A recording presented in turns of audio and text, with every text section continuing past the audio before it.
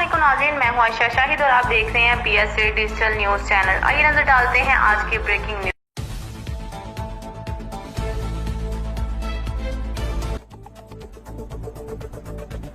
अस्सलामुअलैकुम जी, ये इस टाइम देख सकते हैं जी हमारी गली का हाल। बारिश हो रही है और ये तारें ज़मीन पर पड़ी हैं जो किसी भी वक्त किसी भी बुरे हादसे का सबब बन सकती हैं।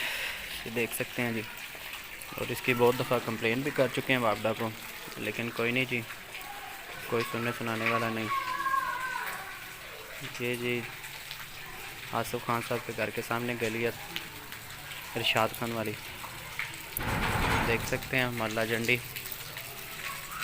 उम्मीद है कि आप ये कुछ एक्शन लेंगे और इसको शेयर करें ताकि अगली दफ़ा वाक़ा तक ये वीडियो पहुंच सके। ये सूरत हाल देख सकते हैं। वालेकुम किबला की हाल चाल है? हाँ जी, SDO साहब लेंदे सन जी।